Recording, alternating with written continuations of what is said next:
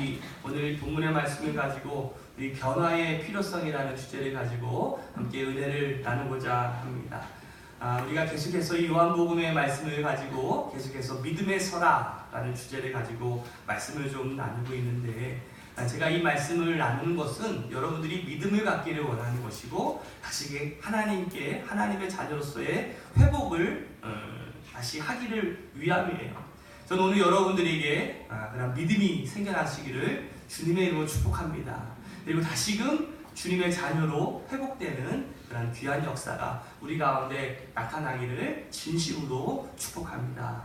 오늘 우리가 변화의 필요성이라는 주제를 가지고 우리 3장의 1절부터 15절까지 말씀을 가지고 함께 은혜를 나누고자 하는데요. 특별히 오늘 우리들의 모습을 보면서 여러분들은 만족하면서 살고 계십니까? 우리 옆에 사람한테 한번 이렇게 인사해 보세요. 당신은 당신의 모습에 만족하십니까? 한번 인사해 보세요. 만족하십니까? 아니면 좀 불만족스럽습니까? 저도 오늘 아침에 우리 아내랑 싸웠어요. 허리가 안 맞는데 자꾸 그거를 입으라는 거예요.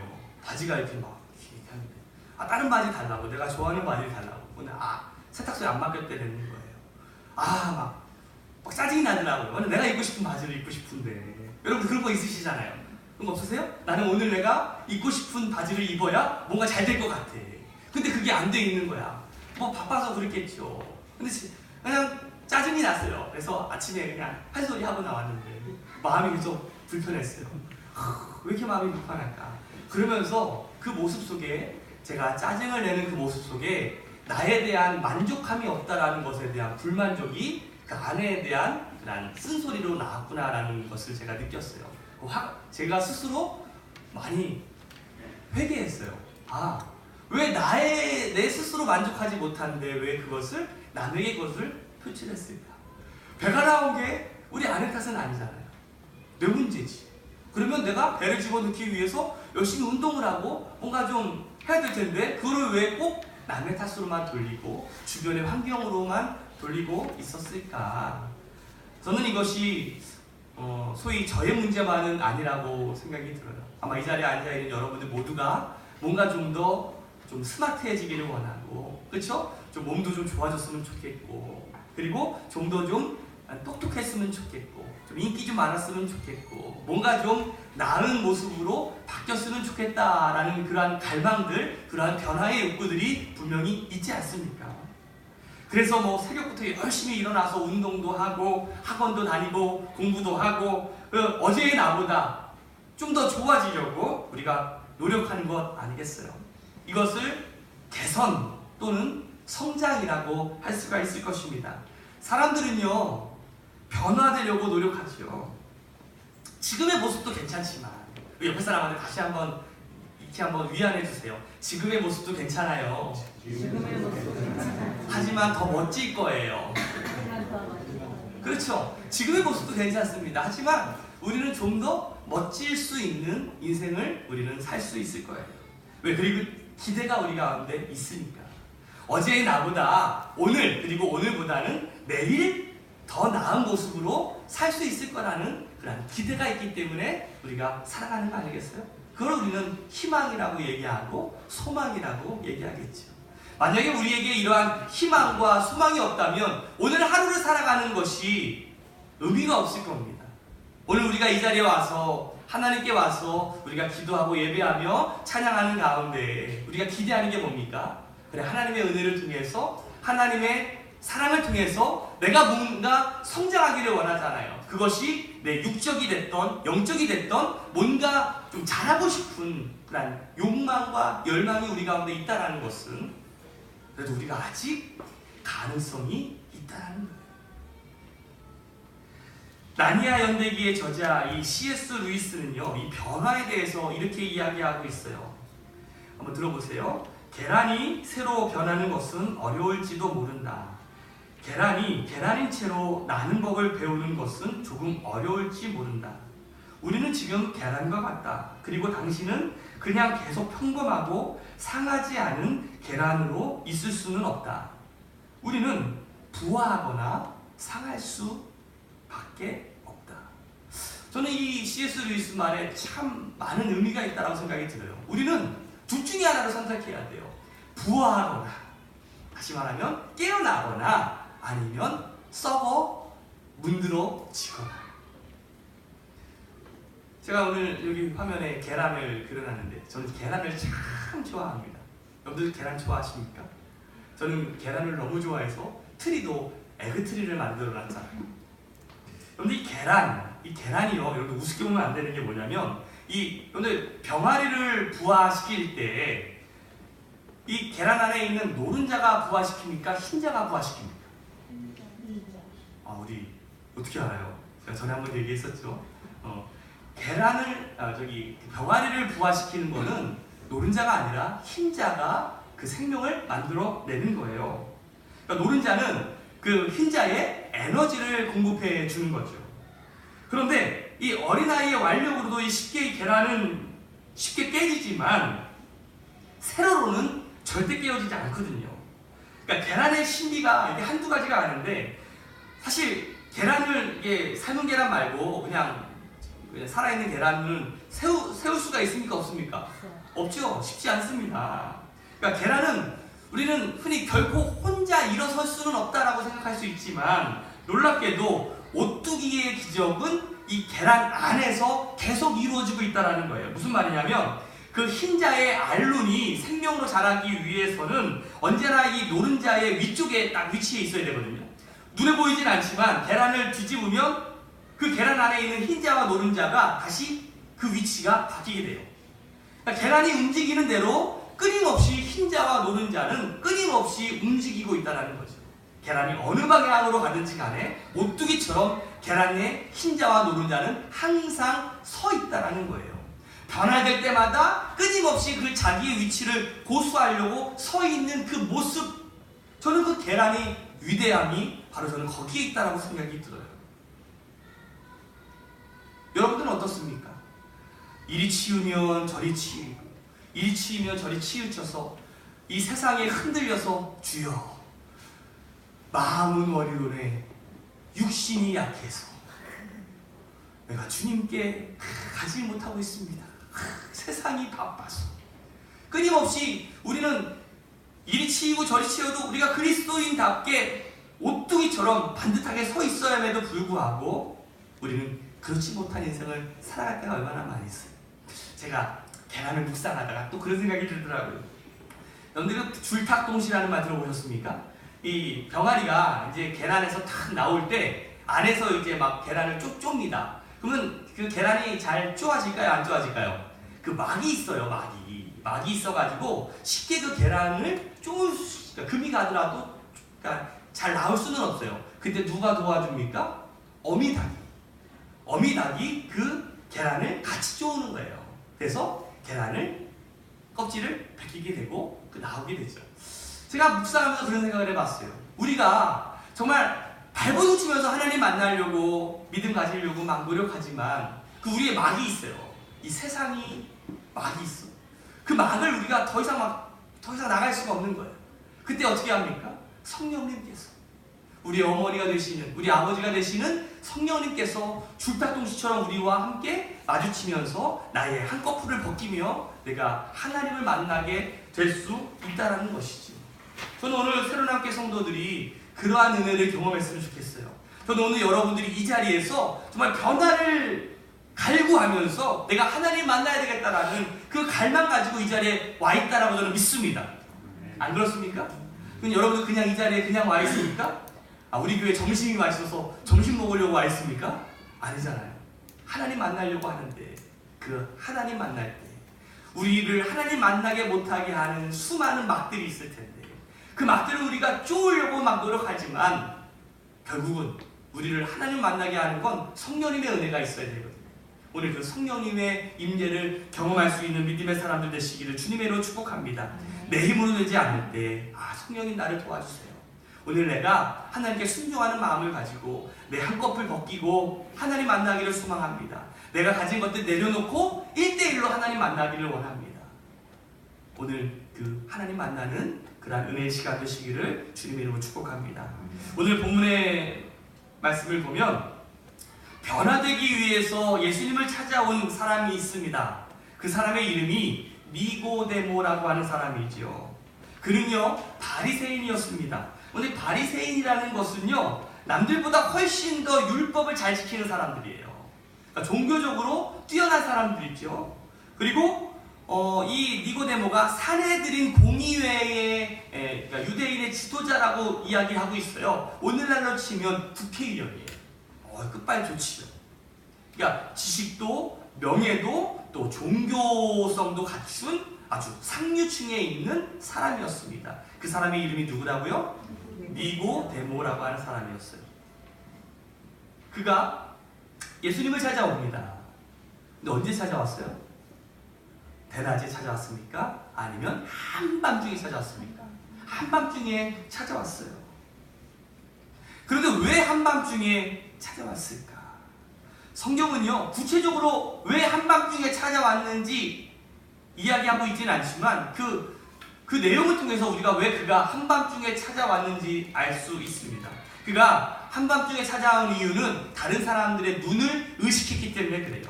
제가 앞에 서두에서 말씀드린 것처럼 이 사람은 사회적으로나 종교적으로나 상류층에 있는 사람이었어요. 그런데 그 예수님과 함께 있었던 부류의 사람들은 주로 수준 높은 사람들이 있었을까요? 아니면 수준 낮은 사람들과 함께 있었을까요? 수준 낮은 사람들, 병자들, 창녀들, 세리들, 가난한 자들, 아픈 자들, 사회적으로 약한 자들이 항상 예수님과 함께 있었어요. 그런데 지금 자기는 수준도 있고 어느 정도 재력도 있고 또 상류층에 있는 내가 그 예수님을 만나러 간다는 것이 부끄러웠을지도 몰라요. 다른 사람의 눈치를 봐야 되는지도 몰라요. 그래서 그는요 다른 사람의 눈을 피해 한밤중에 예수님을 찾아오게 되죠.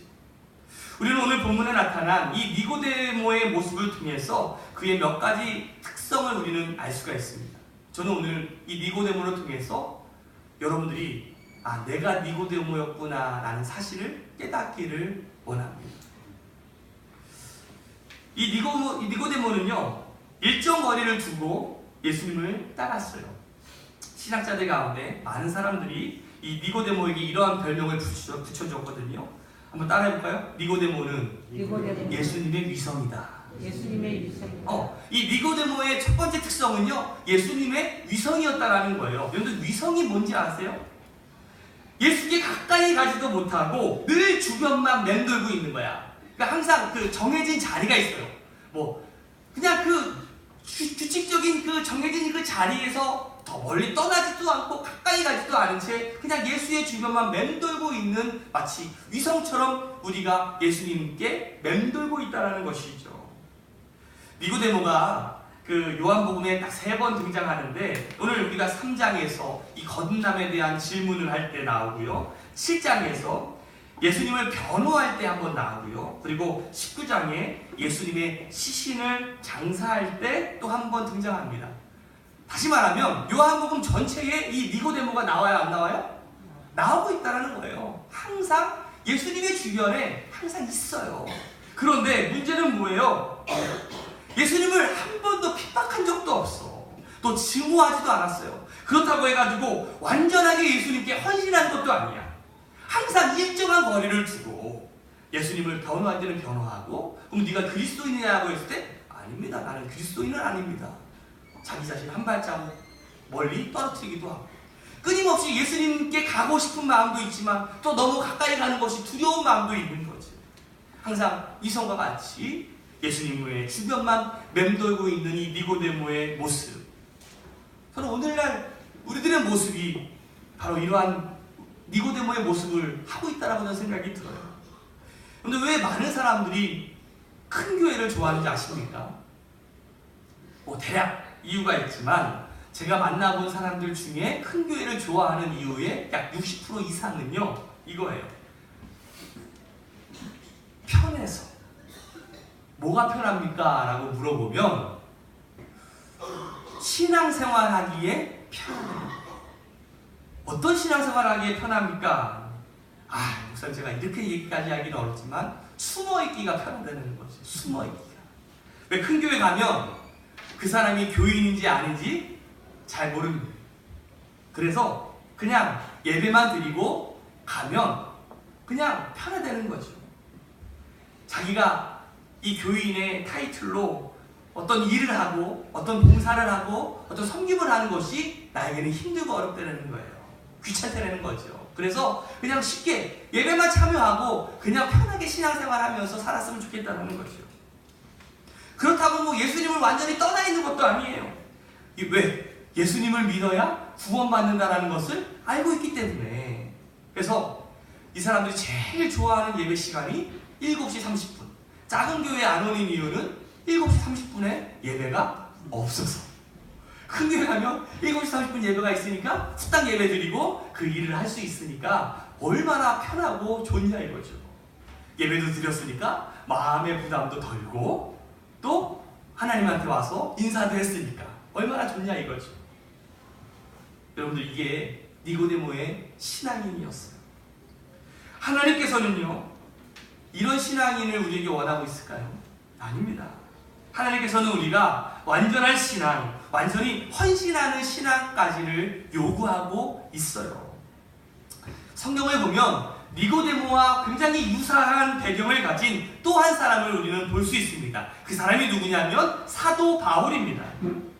둘 다 공통점이 있어요. 유대인이었고요, 명문가의 출신이었고요, 상류층에 있는 그런 이스라엘의 지도자였다는 것이죠. 그리고 둘 다 바리새인 출신이었습니다.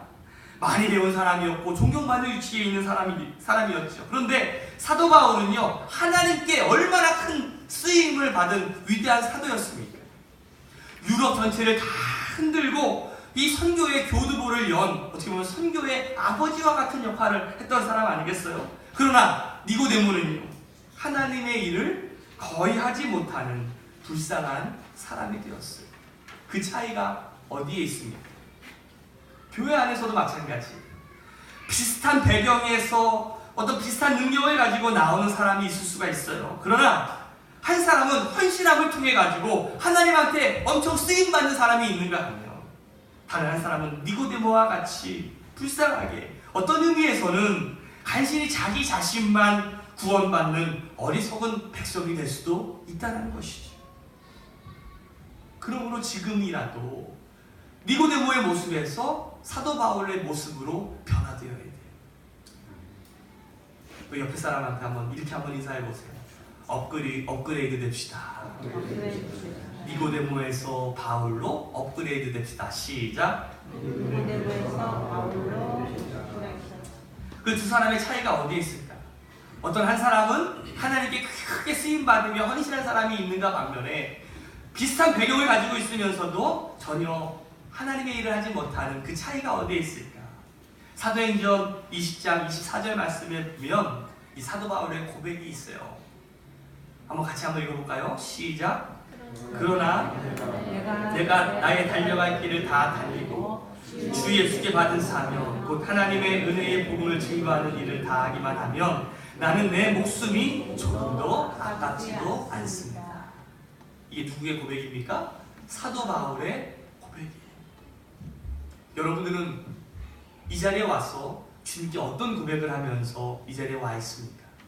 내가 예수님께 받은 은혜, 구원의 감격, 또 우리가 하나님을, 또 예수님을 나의 구주로, 주님으로 내가 고백하면서도 혹시 니고데모처럼 적당한 간격만 유지하면서 편하게 신앙생활하려는 모습으로 앉아 있습니까? 아니면 사도 바울과 같이 하나님, 내가 내 이 목숨 하나님께 바칩니다. 하나님, 나를 하나님의 일에 헌신하오니 나를 사용하여 주시옵소서 라는 그런 고백을 가지고 이 자리에 앉아 있습니다. 적어도 이런 고백은 안 했으면 좋겠어요. 주님, 내가 여기 와 있습니다. 쟤를 사용해 주세요. 그게 아니라 내가 오늘 사도 바울과 같이 하나님께 헌신된 사람으로, 쓰임받는 사람으로 사용될 수 있는 믿음의 사람들 되시기를 주님의 이름으로 축복합니다. 오늘 니고데모의 신앙에서 다시 이 사도 바울의 신앙으로 업그레이드 되고 변화되는 것을 통해서 하나님께 쓰임받는 믿음의 사람들 되시기를 다시 한번 주님의 이름으로 축복합니다. 두 번째, 이 니고데모의 특성은요, 영적인 것에는 관심이 없고 표적에만 관심이 많았다라는 거예요.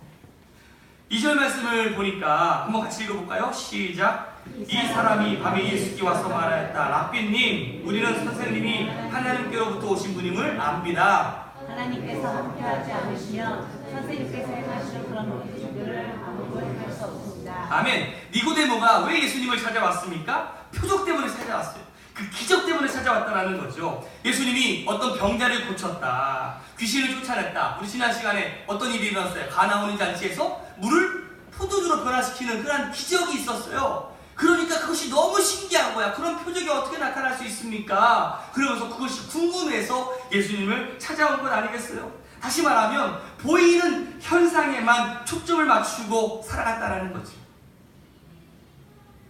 여러분들, 시대가 악해지면 악해질수록 마귀는요, 우리를 눈에 보이는 것에만 믿게 만들게 됩니다. 다시 말하면 실증 시대를 이끌어가게 되는 것인데, 우리 히브리서 11장 3절 말씀에 보면 믿음으로 우리는 세상이 하나님의 말씀으로 지어졌다는 것을 깨닫습니다.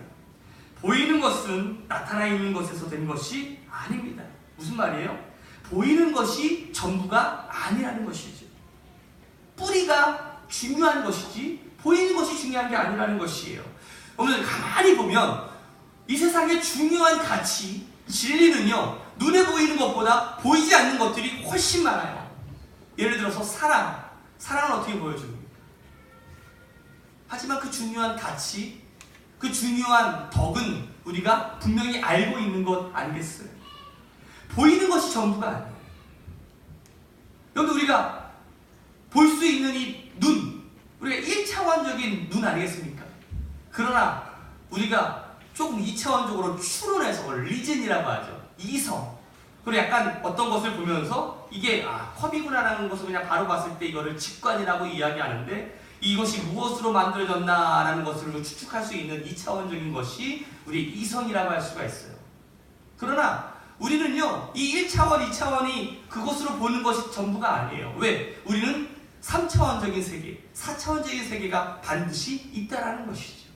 그러나 눈에 보이지 않는다고 해서 그것이 없는 것은 아니거든요.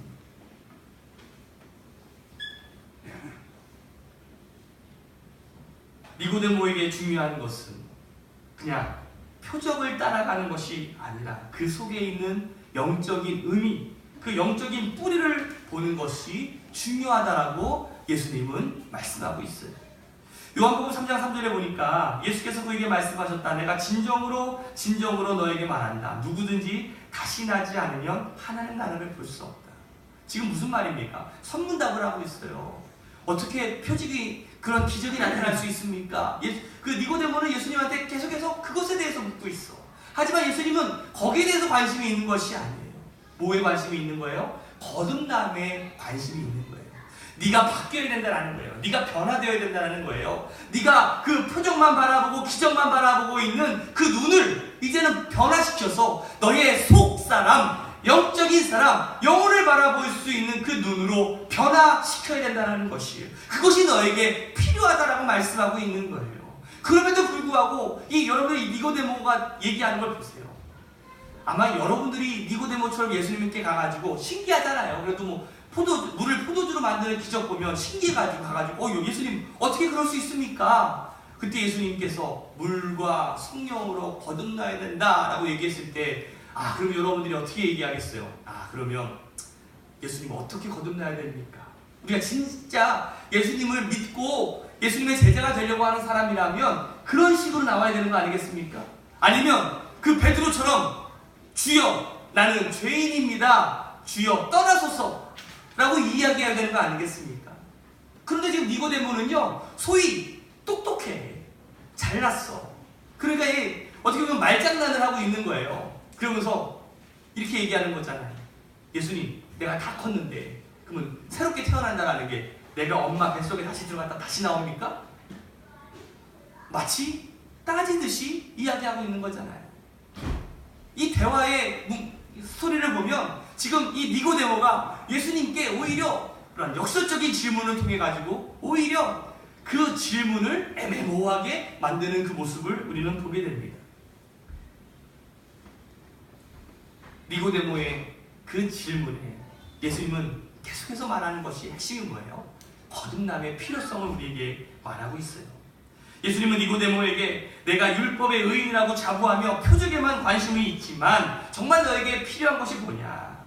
그런 외적인 것이 아니라 뭐예요? 내 영혼, 내 속사람, 그것이 중요하다라고 말하고 있어요. 저는 이 짧은 시간에 이 거듭남에 대한 이야기를 전체 다 할 수는 없어요. 단순히 제가 원하는 것은 바로 이 한 가지입니다. 오늘 니고데모와 같이 변화가 필요한 사람이 누굽니까? 변화의 필요성이 필요한 사람이 도대체 누구예요? 바로 나라는 거죠. 여전히 우리는 영혼에 관심이 없어요. 다만 이 현실 세계에서 내가 어떻게 살고 있느냐, 어떻게 잘 살 수 있느냐, 어떻게 하면 내 욕심을 채울 수 있느냐, 어떻게 하면 내 만족을 채우며 살아갈 수 있느냐에만 관심을 가지고 살아갑니다. 안 그렇습니까? 여전히 우리의 기도는요, 표적에만 관심을 두고 기도하고 있어요. 하나님, 내 자녀들 잘 되어야 됩니다. 하나님, 내가 하는 사업 잘 되어야 됩니다. 내가 부자 되어야 됩니다. 내 건강 지켜주셔야 됩니다. 언제 한번 하나님의 나라, 하나님의 뜻을 위하여 기도하지 않아요. 오로지 나의 표적과 나의 유익을 위해서만 기도하고 있는 우리들의 모습을 보게 됩니다. 저는 이 우리들의 모습을 통해서 니고데모의 모습을 보게 되죠.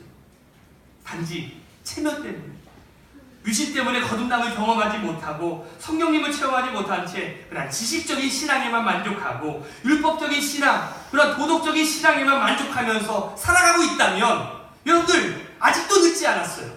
지금 내가 하나님께 변해야 되겠다는 필요성을 가지고 이 자리에 앉아있으시기를 주님으로 축복합니다.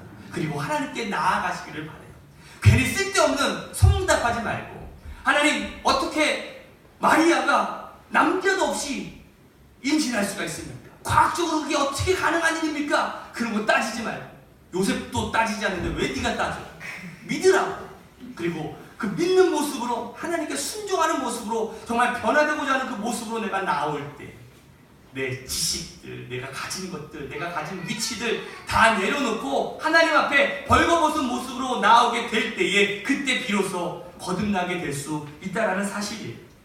오늘 요한복음 3장 5절 말씀에 보니까 내가 진정으로 너에게 말한다. 누구든지 물과 성령으로 나지 아니하고는 하나님 나라에 들어갈 수 없다.